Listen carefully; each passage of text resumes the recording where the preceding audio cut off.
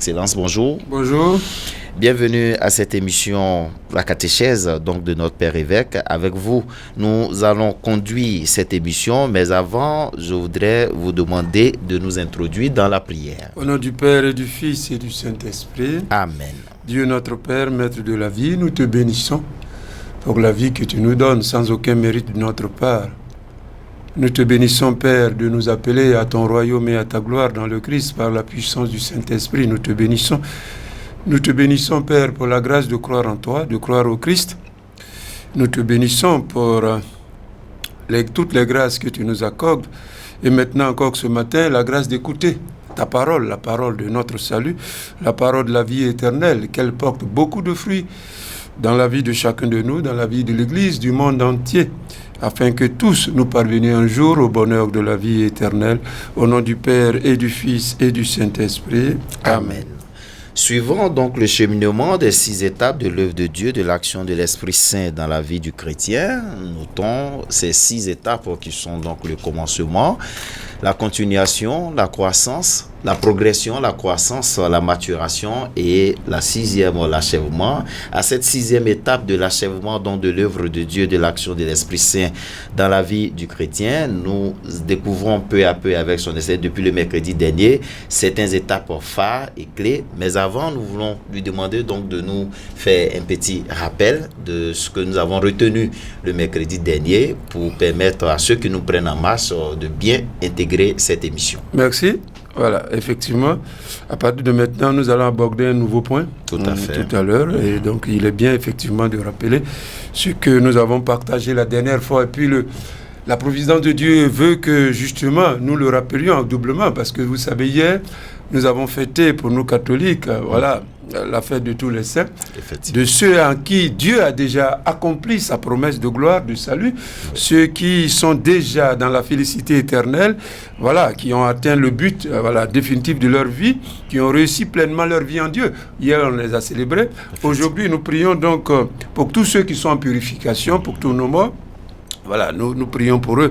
Mais également, nous pensons à nous qui sommes encore vivants, qui sommes encore en marche, justement, vers cette patrie céleste. Donc, je pense que la fête d'hier et celle d'aujourd'hui résume toute l'existence chrétienne. Tout ce que Dieu a commencé, ce qu'il veut achever. Donc, hier, nous avons célébré, nous avons dit merci à Dieu, nous avons rendu grâce pour ce que Dieu a déjà fait. Donc, l'œuvre de Dieu accomplie, achevée dans certains croyants, dans certaines personnes humaines, depuis la création du monde jusqu'à aujourd'hui. Ceux qui, par leur foi, par leur obéissance à la volonté de Dieu, à la parole de Dieu, à leur ouverture à ce que Dieu fait. Parce que Dieu, il veut nous sauver librement. Il ne veut pas de contraintes. Oui, il pouvait le faire parce qu'il est tout puissant, il est Seigneur. Il pouvait nous contraindre, mais il n'a pas voulu.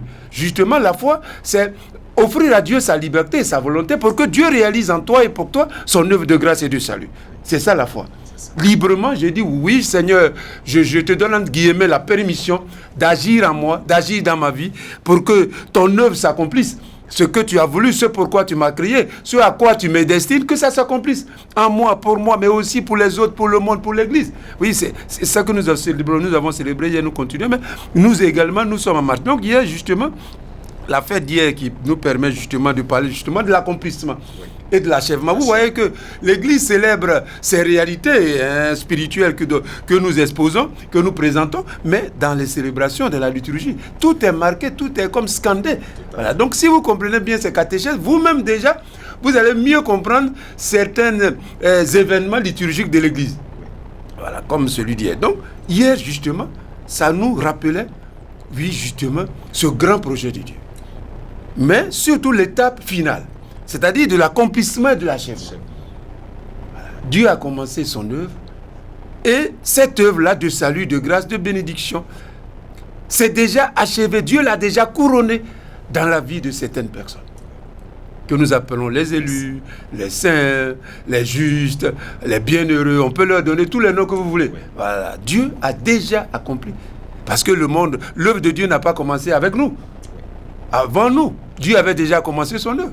Donc, on ne peut pas dire que c'est simplement quand nous serons là-bas que Dieu aura achevé son œuvre. Non. Par la volonté de Dieu, par la décision de Dieu, par la bénédiction de Dieu, cette œuvre de grâce, de salut, de bonheur éternel s'est accomplie. Donc, ces hommes et ces femmes sont déjà dans la félicité éternelle. Leur destinée céleste et éternelle s'est accomplie, c'est réalisé. Ce bonheur-là, c'est ce que nous avons célébré avec eux hier en disant merci à Dieu. Et donc, justement, on a rappelé quelques aspects. D'abord, que cet accomplissement du mystère humain dans le Christ, cet achèvement spirituel dans le Christ, par l'Esprit que le Père réalise, se passera dans la patrie céleste, dans le royaume des cieux. Pas de façon visible, sensible, palpable, non, dans le royaume des cieux, dans l'éternité de Dieu, dans la gloire de Dieu. Donc, c'est une autre expérience de la vie humaine, de l'existence humaine, que nous connaissons par la foi, que Dieu seul nous révèle, nous dit et peut nous décrire, puisque cette œuvre-là est vraiment pleinement l'action de Dieu. Donc, c'est dans la patrie céleste, c'est dans le royaume céleste que cela se déroule. Et ce que nous avons célébré, nous l'avons célébré dans leur entrée et leur participation pleine à cette patrie céleste, à ce royaume de Dieu que nous espérons. Ensuite, nous avons dit justement à l'écoute de la parole de Dieu et selon le plan de Dieu, que dans cette patrie céleste, ce corps, ces muscles-là seront détruits. Voilà. Parce qu'en réalité, ce corps, Dieu nous l'a donné parce qu'il convient, il est adapté, il est approprié pour l'histoire, pour le temps et l'espace, pour les conditions terrestres. Ce corps que nous avons, vous et moi, nous avons, il est adapté à ici. Il n'est pas adapté pour là-bas. Pour y entrer, pour participer à ce bonheur éternel, Dieu a prévu. Et Dieu réserve donc aux croyants, à ceux qui obéissent à sa parole, qui croient au Christ, il leur réserve justement un corps incorruptible, un corps céleste, un corps immortel, vivifié pleinement par l'Esprit Saint. Voilà. Là-bas, les cellules ne sont pas faites de sang, de sueur, de chair, non. Les cellules sont faites purement de l'Esprit Saint. C'est l'Esprit qui confère justement ce corps spirituel pleinement doté de l'Esprit. Là, il n'y a pas sang, il n'y a pas là. Justement, c'est parce qu'on ne voit pas, on ne sent pas. Il ne peut pas passer les murs, puisqu'il est pleinement, il n'est pas lourd, il est léger. Rappelez-vous, là, quand Jésus ressuscitait, pour prendre une idée, voilà, quand on dit Jésus se manifeste, ressuscité, les portes sont fermées, closes, mais Jésus passe.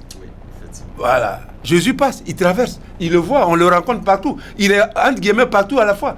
On peut le voir ici à Ma, on peut le voir même dans Korogo, on peut le voir au Mali, ou en Chine, en France, en Europe, partout. Oui, cela nous donne un peu une idée, si on peut parler comme ça, de ce mystère-là, auquel Dieu veut nous associer, qu'il nous réserve dans le Christ, participer à la résurrection du Christ, à la délivrance de ce corps mortel, pour nous donner dans le Christ, par la puissance du Saint-Esprit, un corps pleinement vivifié. Voilà, pleinement vivifié par l'Esprit Saint, fait totalement de l'Esprit Saint, construit dans l'Esprit Saint, selon l'Esprit Saint. Oui, c'est ce corps-là que nous espérons, que nous désirons, mais que Dieu nous réserve selon son plan. Ensuite, ce moment-là, bien sûr, sera le moment donc de la résurrection définitive des corps. Voilà, des corps, de la transformation et le don de ce corps est pour participer à la gloire de Dieu. Voilà. L'apôtre Paul, Romains chapitre 8, du verset déjà 14 jusqu'au verset 17, il dit, voilà, nous sommes les enfants de Dieu, nous sommes donc héritiers de Dieu, héritiers avec le Christ, si nous souffrons avec lui, pour être avec le Christ dans la gloire. Donc, déjà, Dieu nous réserve, oui, nous participerons, oui, à la gloire de Dieu.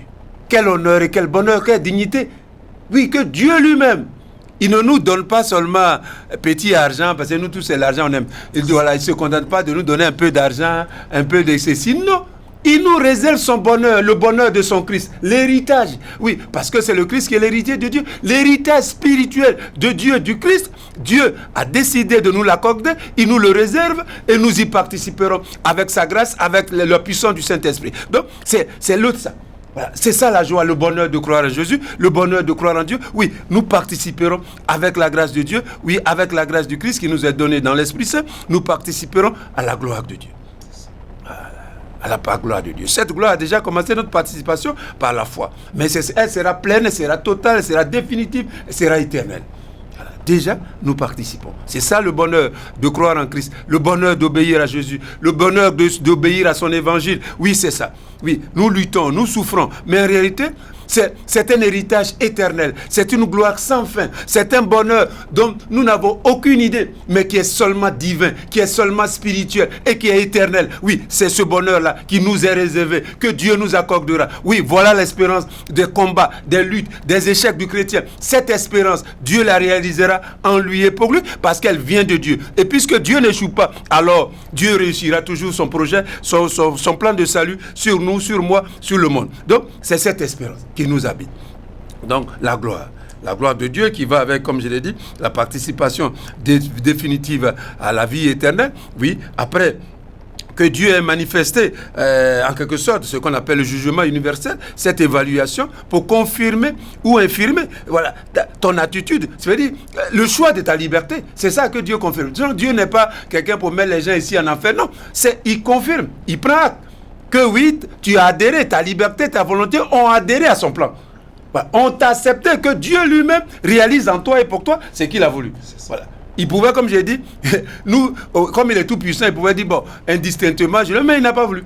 Il a voulu que notre liberté, notre volonté participe librement, que nous choisissions, que nous acceptions, que nous accueillions librement, personnellement et volontairement, que son œuvre, oui, s'accomplisse en nous et pour nous. Si tu dis non, bon, mais tu as dit non. Et Dieu prend acte, c'est tout. Voilà, si tu as dit non, il respecte ta liberté, ta volonté, il dit non. Il ne va pas te contraindre pour dire non, forcé pour être sauvé. Non, forcé, non.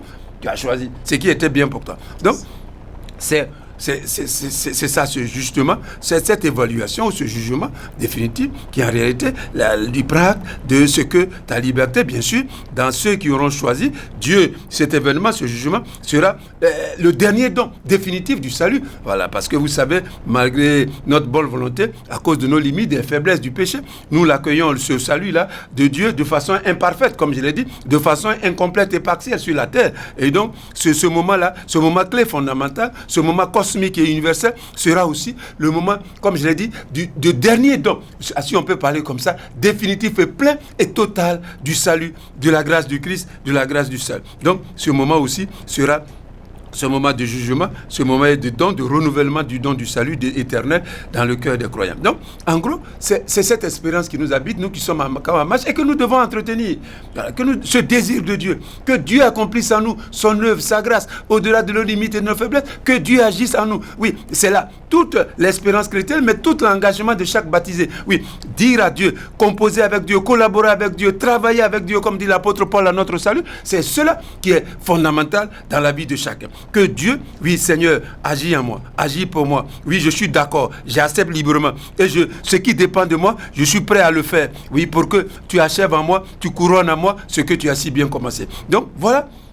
En gros, c'est comme j'ai dit, ce moment-là, solennel, spirituel, cosmique, universel, de l'accomplissement, de l'achèvement, de l'œuvre de la grâce de Dieu, de ce que Dieu a commencé en nous, ce qu'il a commencé depuis la création du monde, ce qu'il a continué avec Jésus et qu'il poursuit et qu'il va achever. Bien sûr, encore une fois, avec notre coopération. Donc, on a vu, on a célébré, on a dit merci à Dieu pour ce qu'il a fait pour ses frères et sœurs et pour ce qu'il a commencé en nous. Et nous lui demandons, nous aussi, de nous aider à être persévérants, ne jamais nous décourager. C'est ça, la persévérance, elle se fait dans la foi, quelles que soient les difficultés, tu dis non, Dieu, l'œuvre là de salut est pour toi. Et je sais que tu ne peux pas échouer. Même si je souffre, je suis sûr, j'ai confiance en toi. Je sais que tu peux aller au-delà de mes misères, de mes faiblesses pour réaliser. Donc je crois en toi. Oui, confesser notre foi dans les épreuves, dans les difficultés, dans les limites.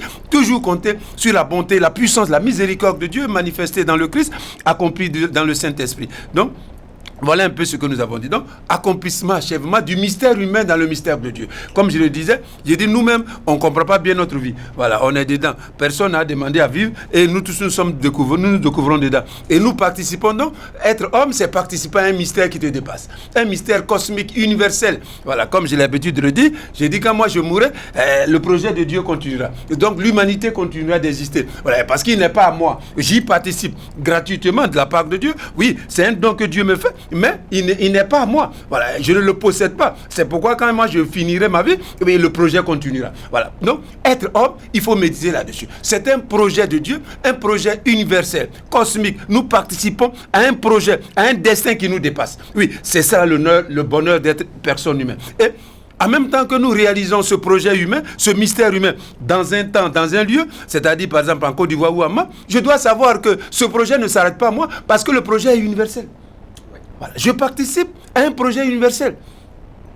Il n'est pas simplement local et localisé. Il dépasse mon village, mon pays. Être homme, c'est participer à un projet universel. Et il faut toujours méditer là-dessus. Sinon, on rétrécit la portée, la valeur et le sens de sa vie, de son existence. On rétrécit la portée, la valeur, le sens de son existence personnelle. Non.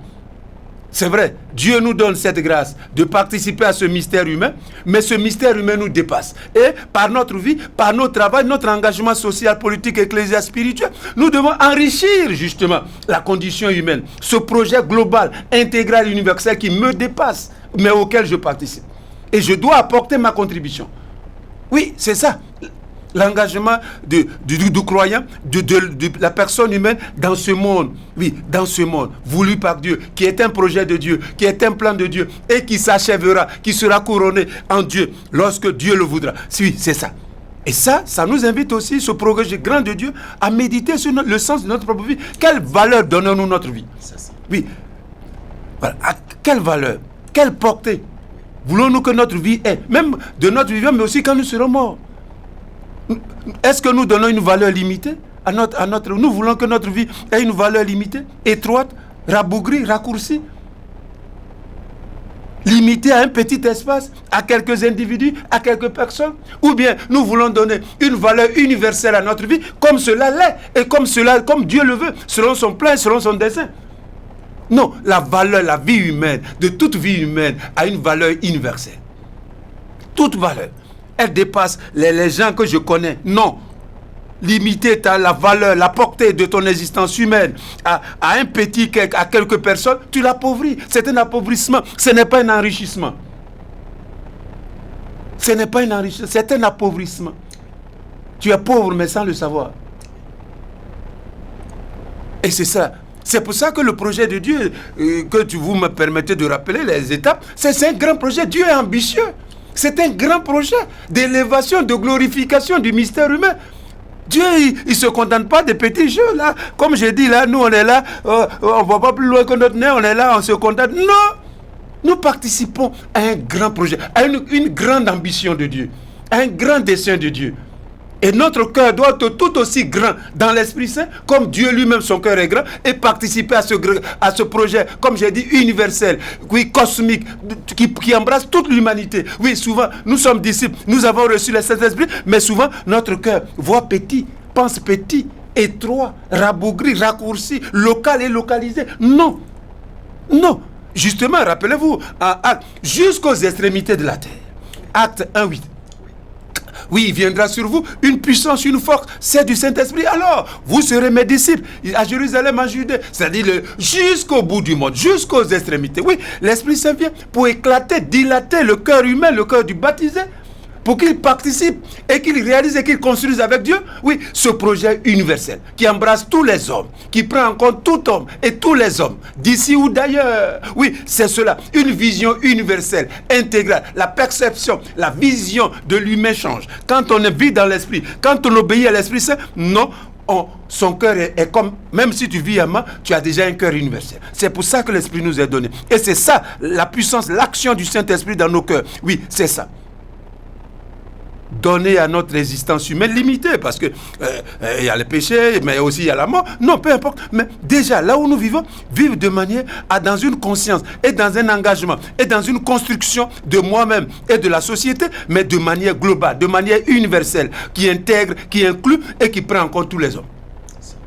Voilà. Donc, c'est ça ce grand projet de Dieu que nous avons essayé de décliner de façon catéchistique en 6 points. Donc, ce moment-là aura un temps, comme je l'ai dit, accomplissement, achèvement total, définitif, éternel. Oui, c'est cela là. Un monde en Dieu. On l'a dit, Dieu sera tout en tous.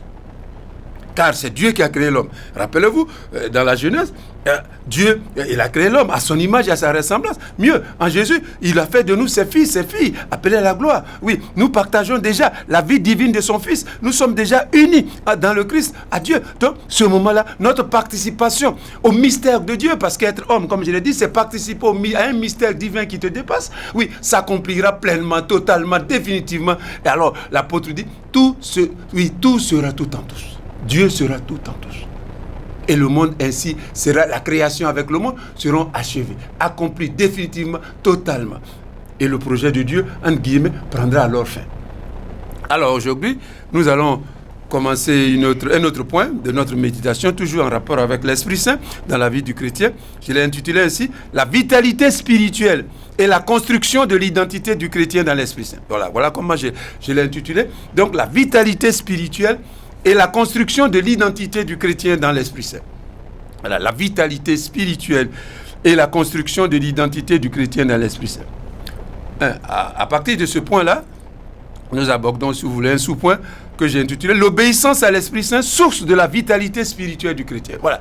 Donc, l'obéissance à l'Esprit Saint, c'est la source de la vitalité, du dynamisme, de la force intérieure de la vie d'un chrétien. Qu'il soit évêque, prêtre, ça n'a pas d'importance. Voilà. Ce qui fait que le chrétien, quand tu vois un chrétien engagé, dynamique, ça veut dire que ce chrétien, en réalité, l'Esprit Saint est à l'œuvre vraiment en lui, grâce à son obéissance, à sa docilité à l'Esprit. Voilà. Donc, l'obéissance à l'Esprit Saint, source de la vitalité d'un chrétien dans l'Esprit Saint. Comme je l'ai dit, du chrétien dans l'Esprit Saint. Comme nous l'avons rappelé plus haut, c'est par le don et l'action spirituelle de l'Esprit Saint que Dieu accorde aux chrétiens de naître de Dieu, par la foi au Christ. Rappelez-vous ce que j'ai déjà dit en Jean chapitre 3, versets 6 à 8, où Jésus dit, celui qui naît,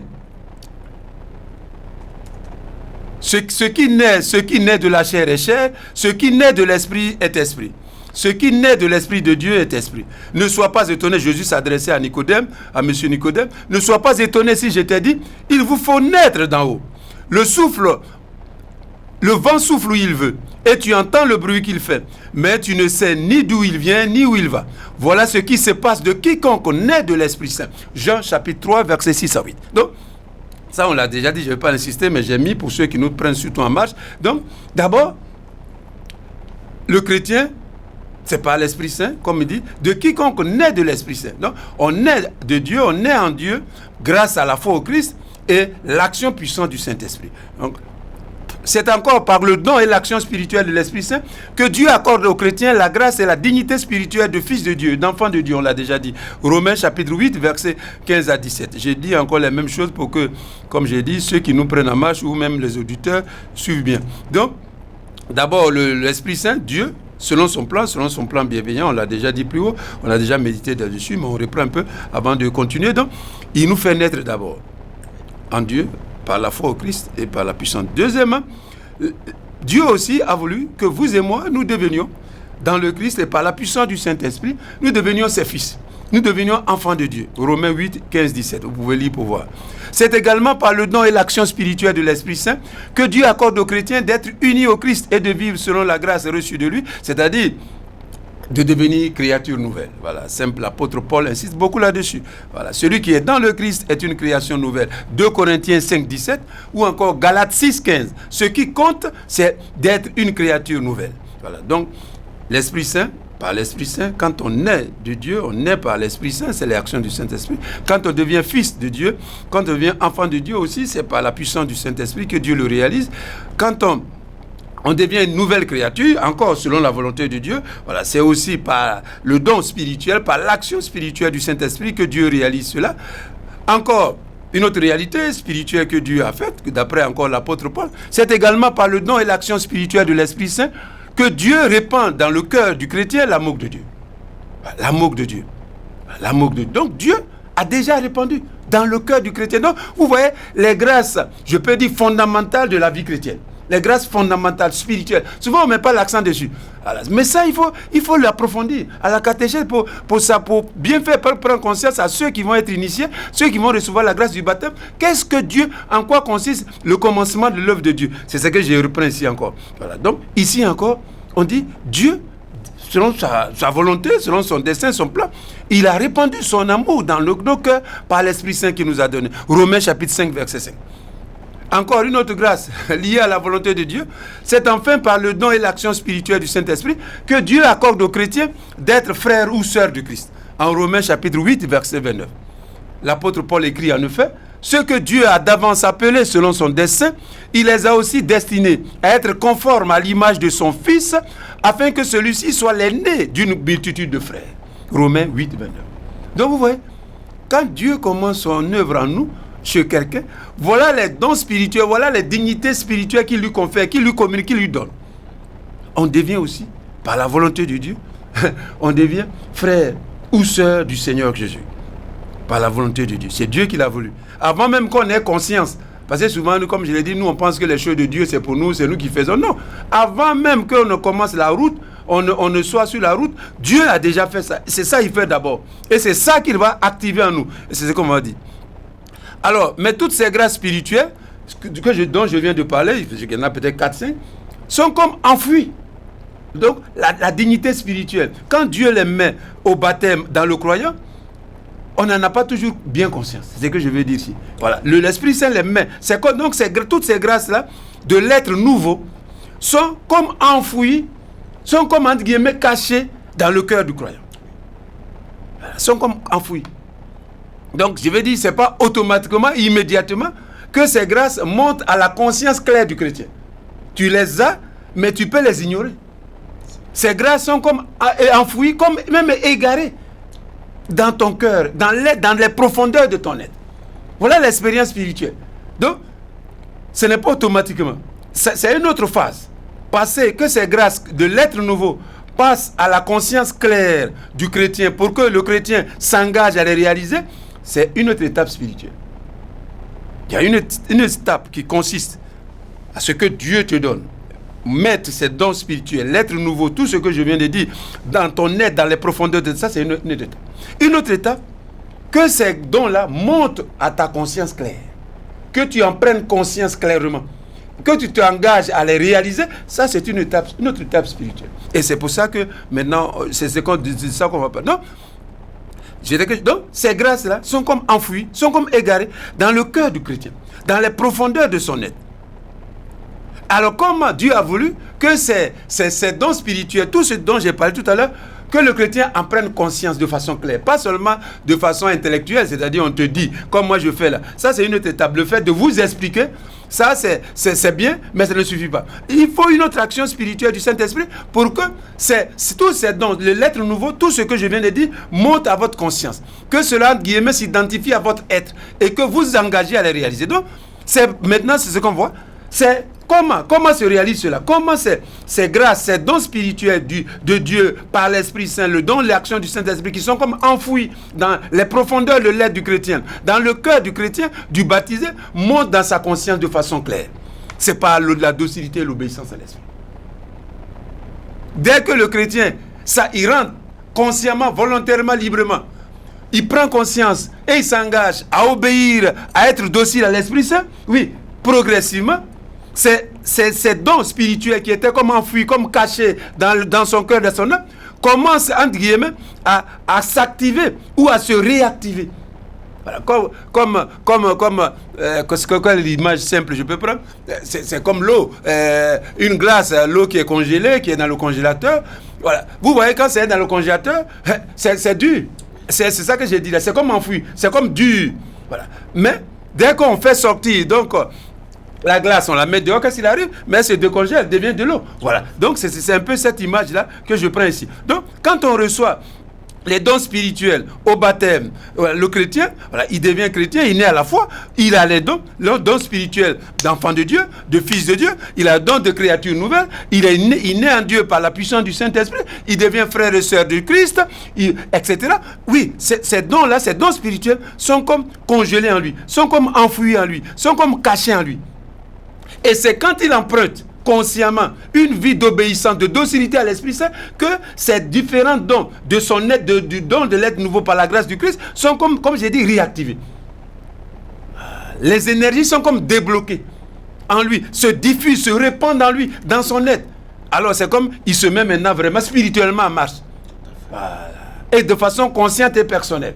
Voilà. Donc ici, c'est ce que je tente d'expliquer. Donc, la docilité et l'obéissance à l'Esprit Saint du chrétien permettent donc à Dieu de communiquer au chrétien la vitalité spirituelle nécessaire et indispensable afin qu'il puisse travailler consciemment, personnellement, concrètement, librement et volontairement à son salut éternel selon le plan de salut de Dieu et la volonté de Dieu dans le Christ, en activant ou en réactivant en lui les énergies spirituelles enfouies dans son cœur, dans les profondeurs de son être depuis le baptême. Donc vous voyez que nous sommes en train d'expliquer ce qu'est le plan de Dieu, voilà, comment ça se déroule de façon ordinaire. Dieu peut accorder aussi des grâces extraordinaires à quelqu'un, comme l'apôtre Paul. Voilà, il peut te faire sauter des étapes. Voilà, ça dépend de Dieu. Mais ce n'est pas donné à tout le monde.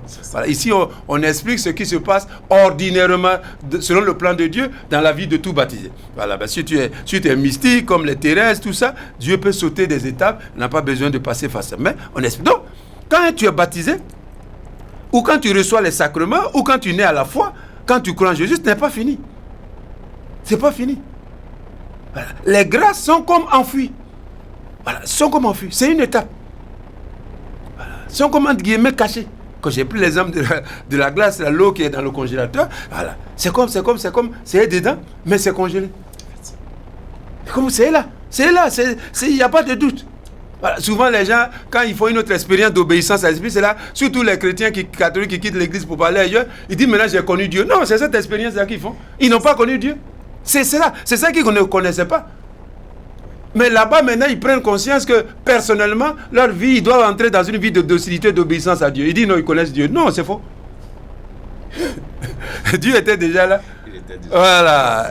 Dieu, c'est pas un enfant de cœur qui se promène comme ça. Non. C'est cette expérience. Oui, quand tu reçois, le premier moment, tu es baptisé ou tu fais l'expérience, les sacrements que tu reçois, les dons spirituels de Dieu sont en toi. Ils sont là. Il n'y a pas de problème. Mais c'est comme enfoui, c'est comme caché. Donc, si tu n'entres pas dans la docilité, tu vas avoir l'impression que Dieu ne t'a rien donné. Tu vas avoir l'impression que Dieu ne t'a rien donné, qu'il n'y a rien qui se passe chez toi. Non, c'est faux. C'est faux.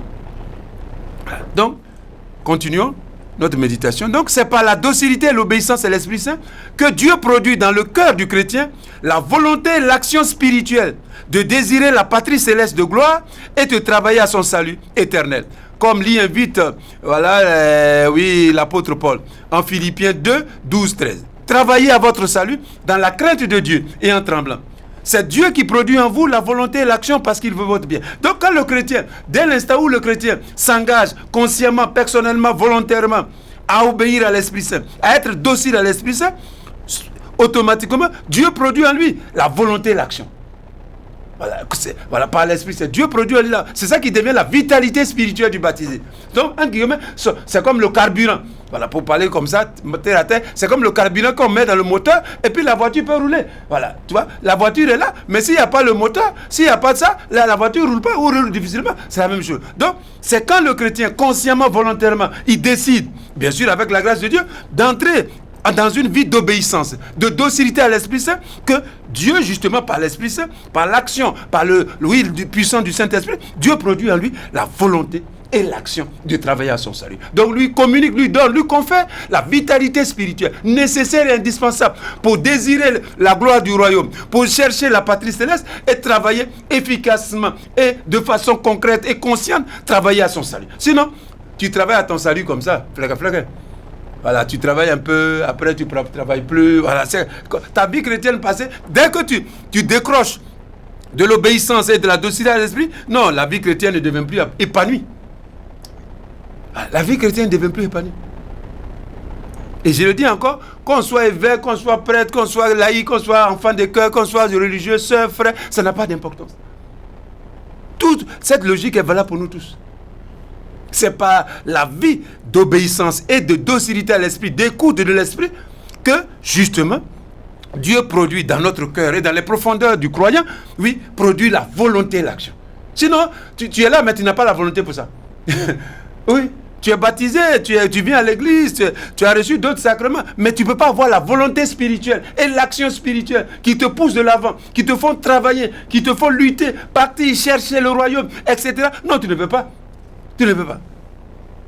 C'est une action qui te dépasse. Il faut qu'elle te soit communiquée. La volonté et l'action spirituelle de Dieu te soit communiquée par le don spirituel. Donc, c'est par l'obéissance à l'esprit. C'est par la docilité à l'esprit que cela est possible, que Dieu le rend possible. Sinon, tu peux tout avoir, mais tu n'as pas la volonté et l'action spirituelle. Ça te manque. Toi, ici, ce n'est pas quelque chose de bonne volonté. Ce n'est pas catch. Ce n'est pas les gros qui gagnent. Voilà. Ici, non. C'est Dieu qui doit produire en toi, en moi, en nous, la volonté et l'action spirituelle nécessaires pour marcher résolument vers la patrie céleste. Ça, c'est ce qu'on appelle la vitalité spirituelle. Cet élan. Donc cette volonté, cette action spirituelle qui t'élance vers le royaume, c'est ça la vitalité spirituelle. C'est ce qu'on appelle la vitalité spirituelle. Donc sans ça, tu ne peux pas. Personne. Tu deviens lourd comme caillou. Quel que soit ce que tu vas faire, mais ton cœur devient lourd, toujours.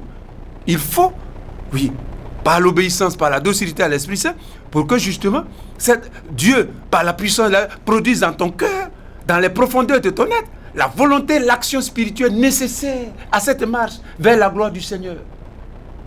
Pour demeurer dans cette vie nouvelle, malgré tes limites, malgré tes faiblesses, mais toujours la volonté et l'action. C'est ça qui est fondamental.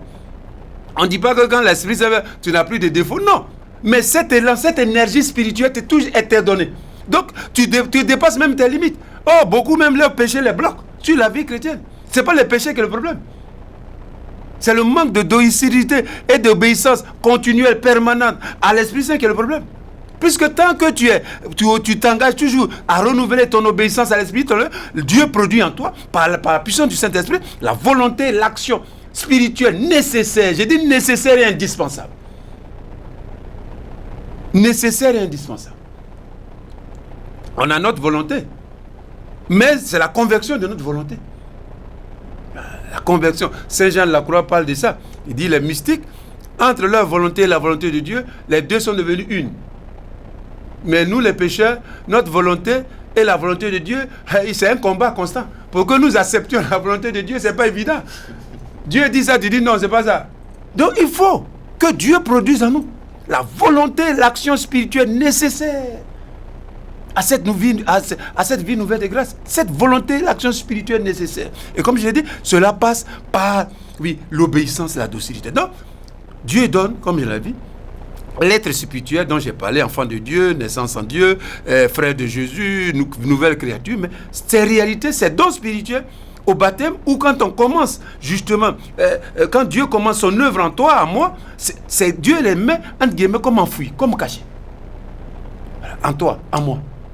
Voilà. Tu n'as pas automatiquement la volonté, l'action spirituelle pour t'y engager de façon, quand on dit, spontanée. Non. Tu dois maintenant prendre la décision, t'engager, à dire, Seigneur, moi, je m'engage à être docile, obéissant à l'Esprit. À être à l'écoute de l'Esprit. Et à laisser l'Esprit me conduire. Alors, commence ton vrai cheminement spirituel. Voilà. Donc, vous voyez qu'il y a souvent une grande différence entre le moment où tu nais à la foi, c'est-à-dire par le baptême, et le moment où tu fais une vraie expérience spirituelle dans ton cœur. Il y a une différence de temps, de lieu. Mais j'ai dit, pour les mystiques, pour les grands, Dieu peut faire autre chose. Dieu, il n'est pas lié par ce que, voilà, lui, il est lié. Mais, de façon ordinaire, il y a une grande différence. Et chacun de nous, chacun de vous peut faire son analyse, sa méditation sur son parcours spirituel. Voilà. Donc, souvent, il y a une grande différence. J'ai dit encore, c'est pour ça que beaucoup de chrétiens qui ne connaissent pas, justement, profondément l'œuvre de Dieu, ils disent, ils ont connu maintenant Dieu. Non. Faut dire, oui, maintenant, toi, tu t'es engagé consciemment à vivre la grâce selon la volonté de Dieu. Mais Dieu, tu ne l'as pas connu maintenant. Tu le connaissais déjà. Parce qu'il te défend toujours. Alors, beaucoup pensent que c'est quand ils prennent conscience de Dieu, de l'action de Dieu, que Dieu est là. Non, Dieu nous défend toujours. Rappelez-vous, en Luc chapitre 19, verset 1 à 10, le cas des Zachée. Dieu nous défense toujours. Il était là.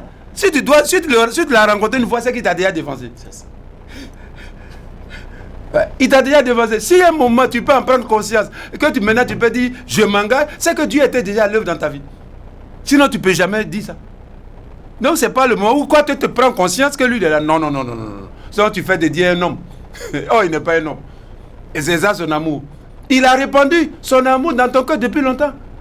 Mais un moment, quand tu t'engages dans l'obéissance, cet amour de Dieu monte dans ta conscience claire. C'est ça qu'on appelle la vitalité spirituelle. Voilà, la volonté, l'action.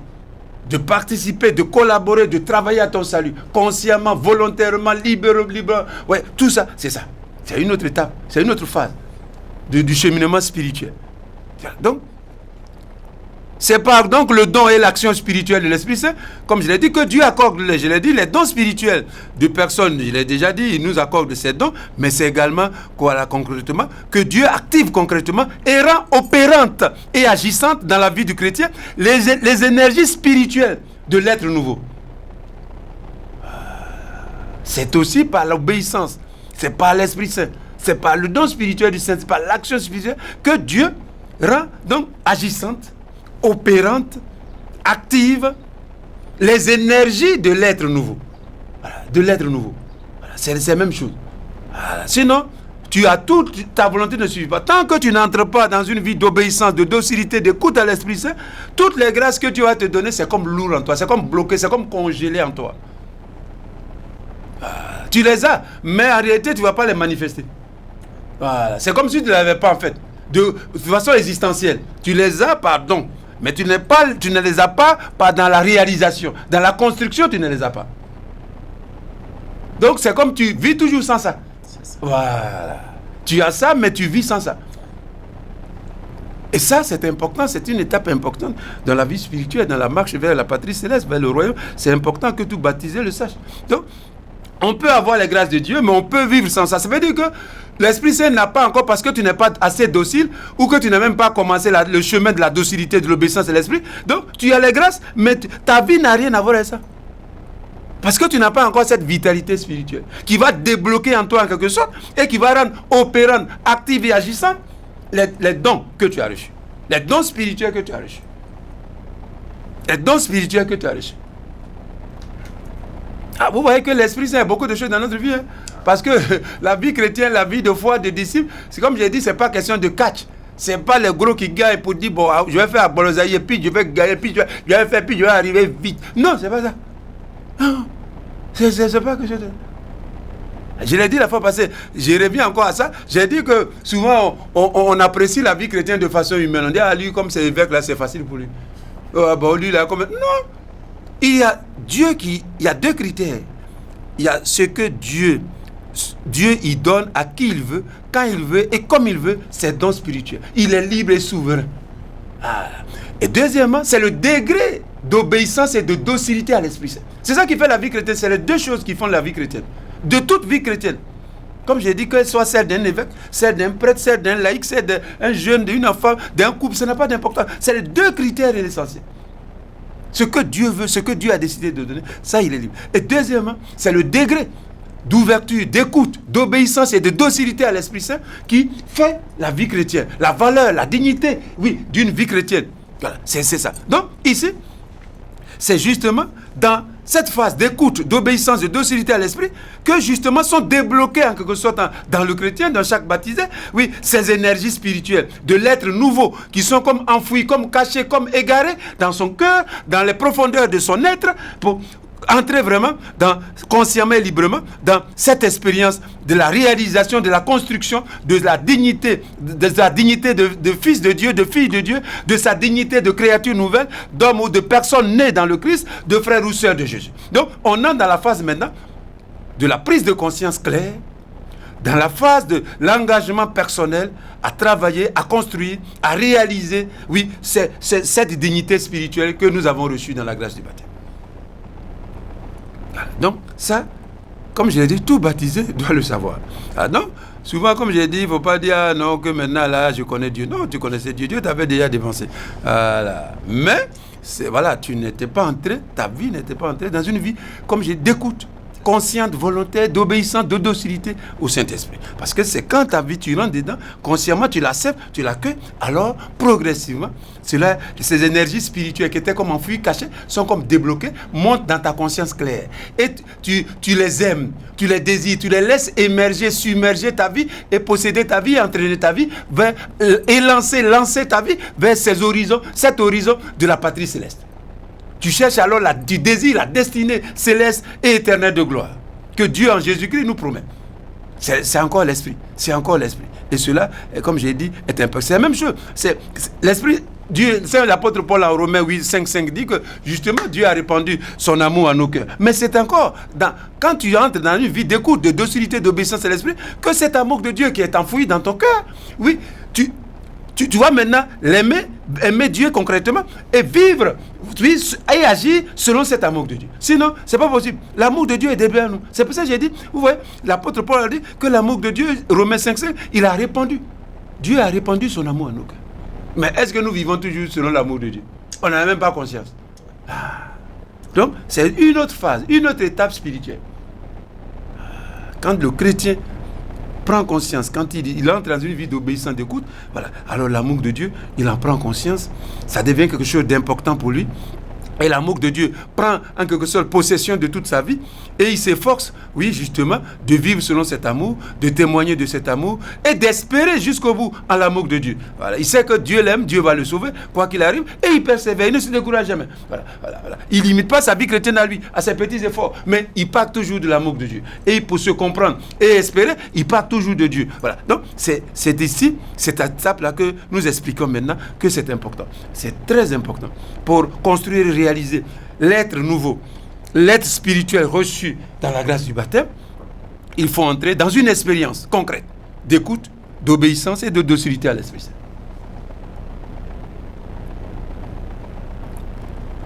Nous continuons toujours dans notre méditation.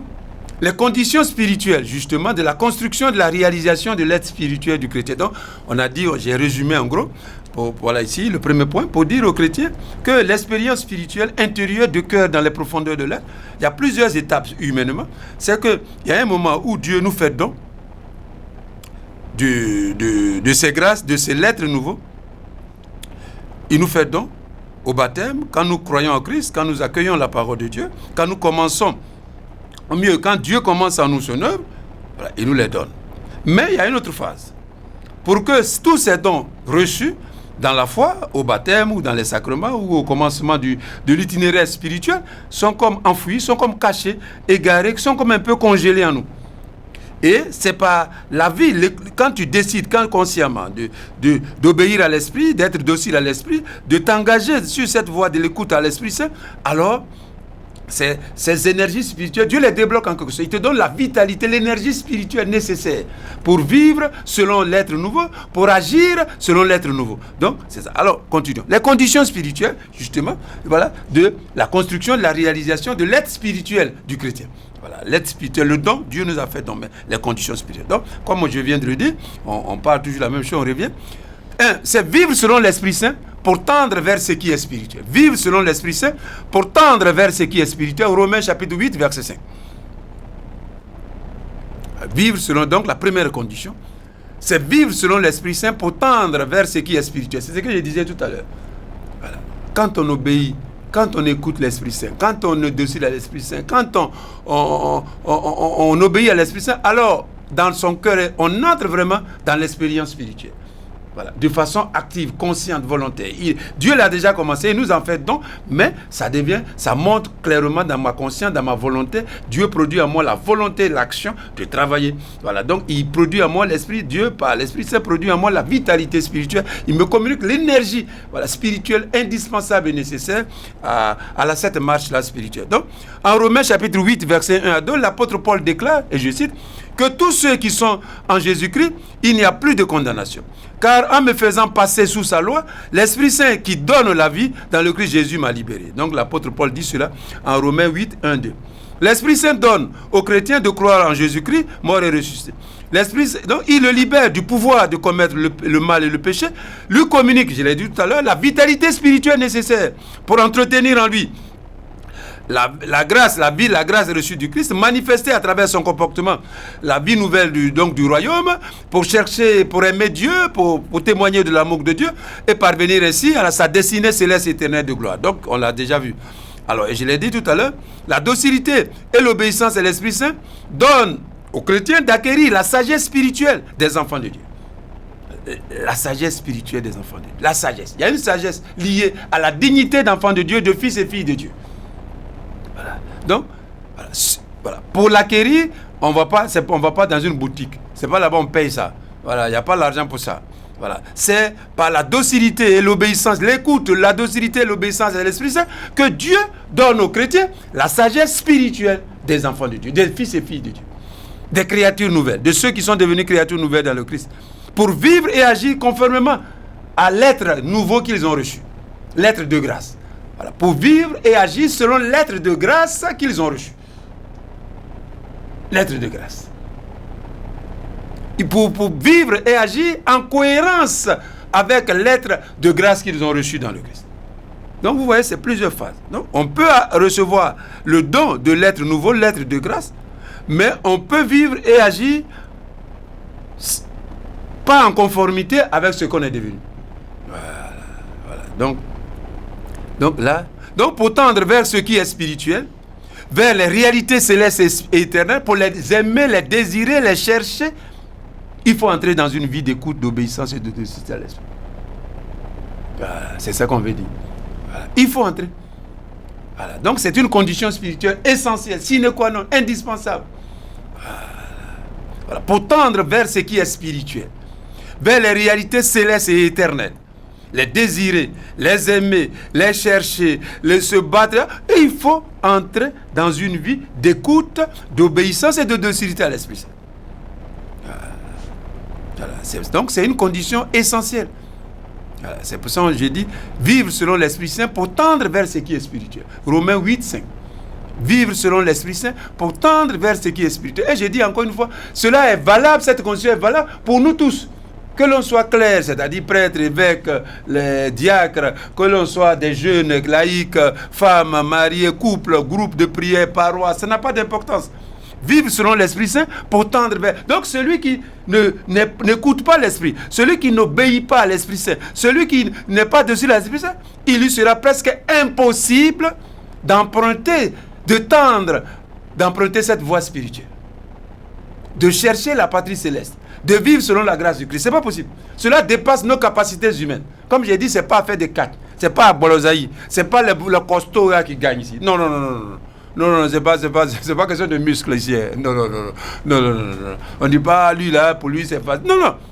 Tout baptisé, tout croyant, tout disciple de Jésus, pour emprunter, pour persévérer, pour ne pas se décourager, continuer, malgré tout ce que nous connaissons, il faut entrer dans une vie d'écoute, de docilité, d'obéissance. Alors, tu seras rendu capable par Dieu de tendre vers ce qui est spirituel. Tu seras rendu capable, ton cœur, ton pauvre cœur humain sera rendu capable par Dieu, voilà, de tendre vers ce qui est spirituel, vers le royaume de gloire que nous avons célébré, déjà accompli dans nos frères et sœurs, pour chercher le royaume, pour vivre selon la grâce. Comme j'ai dit, ce n'est pas question de force musculaire, ce n'est pas question de tension, non.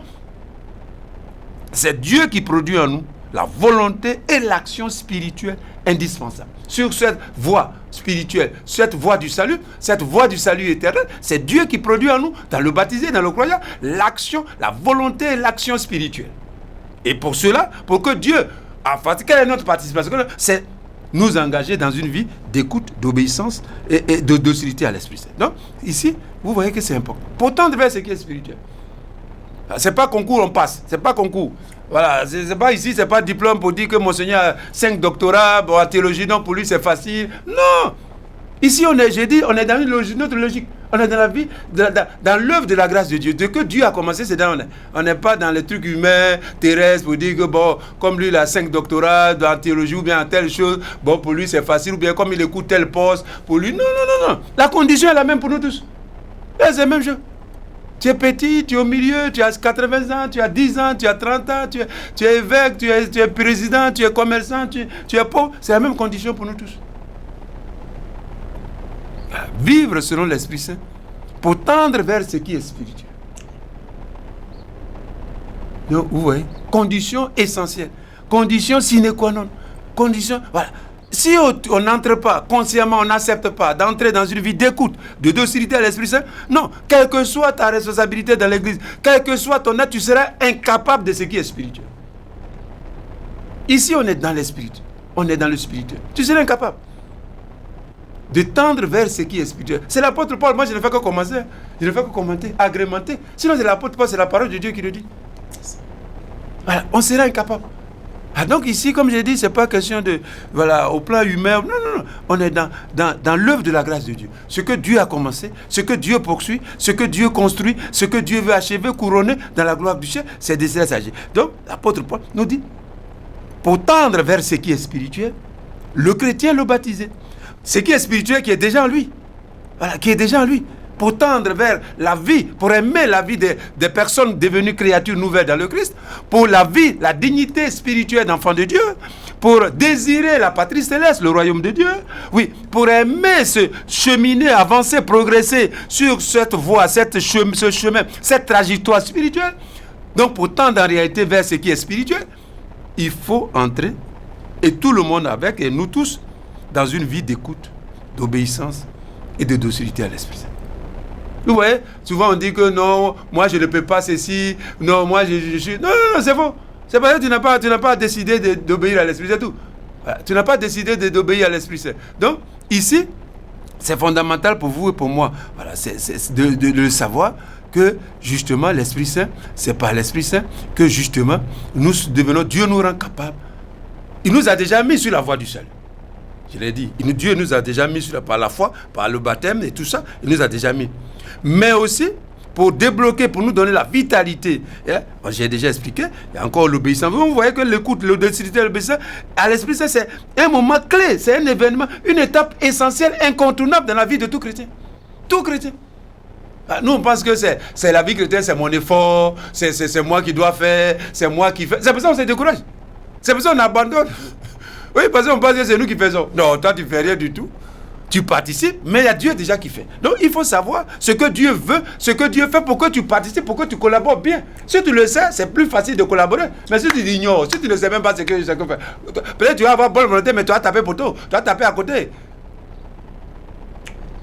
Donc, vous voyez que c'est Dieu nous rend capable. Parce que c'est comme dit l'apôtre Paul, c'est lui qui produit en nous la volonté et l'action spirituelle.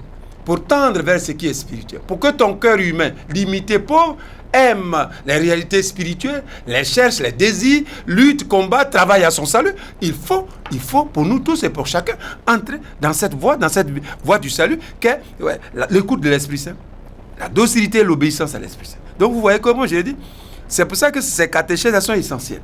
Pour comprendre l'œuvre de Dieu, ce que Dieu veut de nous, ce que Dieu attend de nous. Et en même temps, que nous puissions, avec la grâce de Dieu, collaborer au mieux. Voilà. Travailler au mieux avec Dieu. À notre propre salut, au salut des autres, de nos parents, de nos amis, dans l'église, dans la société. Mais si on comprend mal ce que Dieu veut, comme je l'ai dit, la collaboration sera à ce même niveau. Voilà. Donc ici, c'est encore très important. Au niveau spirituel, c'est Dieu, l'Esprit de Dieu, qui doit produire la volonté et l'action spirituelle. Voilà, c'est ça qui nous fait ici désirer tout ce qui est spirituel. Rappelez-vous, en Hébreux chapitre 11, verset 1, quand l'auteur sacré décrit la foi, il dit la foi, c'est posséder déjà ce que l'on espère. Connaître des réalités qu'on ne voit pas. Voilà. Ouais. Alors, c'est ça ici. C'est l'écoute de l'esprit. L'écoute de l'esprit, l'obéissance, la douceur de l'esprit, justement, nous aime à aimer et à posséder toujours, à consolider en nous cette possession des réalités spirituelles, la connaissance des choses spirituelles, la progression, le désir, la recherche de ces biens spirituels, la patrie céleste, le royaume de Dieu en nous et pour les autres. Donc, sans ça, je dis, personne d'entre nous ne peut tendre vers ce qui est spirituel, vers les réalités célestes, éternelles. Voilà, sans cette obéissance. Donc, c'est pourquoi l'apôtre Paul dit en Romains 8:5, voilà, vivre selon l'Esprit Saint pour tendre vers ce qui est spirituel. Vivre selon l'Esprit Saint, écouter l'Esprit Saint, obéir à l'Esprit Saint, être docile à l'Esprit Saint pour aimer ce que Dieu est en train de faire. C'est en fait ça résume ça. Pour aimer l'œuvre de Dieu, ce que Dieu a commencé en toi, ce que Dieu poursuit, pour y participer, la porte s'appelle écoute de l'Esprit Saint, docilité à l'Esprit Saint, obéissance à l'Esprit Saint. Sans ça, il devient, comme j'ai dit, très difficile, presque impossible pour aucun. Parce que ici, ce n'est pas question de plus gros, plus ceci. Non. C'est au niveau spirituel. Ça se passe dans le cœur, ça se passe dans les profondeurs de l'être du croyant, du chrétien, du baptisé, du disciple du Seigneur. C'est là-bas que ça se passe. Et c'est là-bas que Dieu réalise par la besto. Quand un chrétien, sur la voie du salut, entre vraiment consciemment, volontairement, personnellement, dans la vie, il s'engage à écouter l'esprit, à être docile à l'esprit, à obéir à l'esprit dans tous les événements, dans toute sa vie. Oui, commence un moment important, un moment solennel sur la voie du salut, dans l'itinéraire, dans la trajectoire spirituelle vers la patrie céleste. Quelque chose de solennel se débloque en lui. Voilà. Dieu, en quelque sorte, débloque toutes ces énergies, en guillemets, paralysées spirituelles en lui, de l'être nouveau, et cela, il rentre consciemment et volontairement dans la réalisation, dans la construction de cette identité nouvelle, dans cette vie de l'être nouveau par son agir, par ses paroles, par la sagesse. Je l'ai dit, c'est l'obéissance à l'Esprit Saint, la sagesse spirituelle. Donc, quand tu as la sagesse spirituelle, maintenant tu peux tendre vers ce qui est spirituel. Gloire au Père et au Fils et au Saint-Esprit, comme il était au commencement, maintenant et toujours, et dans les siècles des siècles. Amen.